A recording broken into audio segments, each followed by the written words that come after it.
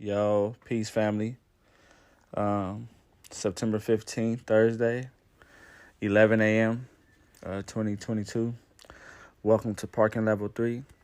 And this episode is about keeping people around you that don't need you. Pretty much those, to me, are the most genuine relationships. Those are the most genuine friendships. Because I feel like if people feel like, or if somebody feel like they may need you one day, then they may just agree with whatever you're saying, if that makes sense. So if I have somebody in my life that I plan on having to utilize one day, or I plan on needing their services, a ride to work, some money, it could possibly put me in fear of holding that person accountable. It could possibly put me in fear of questioning that person's motives, questioning that person's thought process, or even their characteristics, because I feel like I may need them one day. I don't think it's always good to have people around you that just sit back and agree with whatever you're saying because they're in fear of losing you. So people would agree with whatever you say because they're in fear of possibly losing you or needing you one day. I think that we have to consciously make a decision. If you are an accountable person, an apologetic being, you would consciously or subconsciously have people around you that will hold you accountable for the things that you're doing or saying. Correction isn't always a bad thing.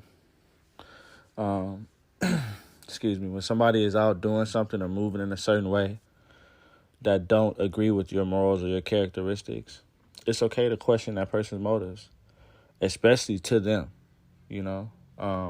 Let that person know that what they're doing at this current time isn't right. What they're saying at this current time or current moment is wrong.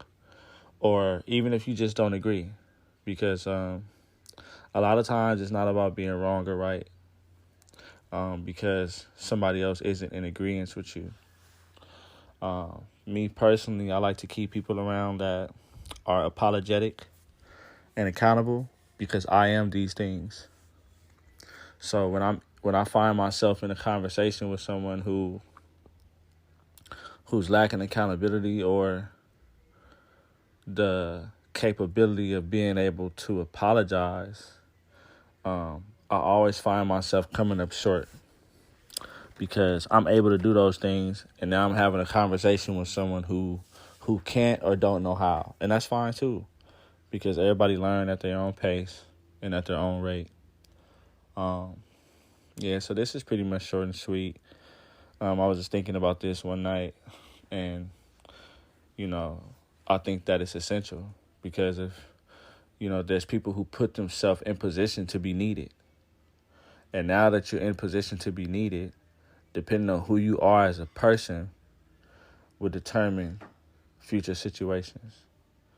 So if somebody needs you or you need someone, regardless of whatever the level of need may be, let's all hold each other accountable. Let's encourage those tough conversations. You know what I mean? Like, even for a light example for accountability, right? I was just in a minor accident like a week ago.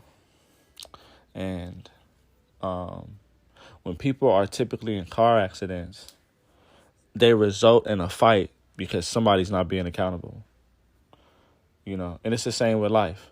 It would always result in a fight or something more than what it should be if one person isn't accountable for their decisions. So I had the young lady pull over. Excuse me, and it's unfortunate,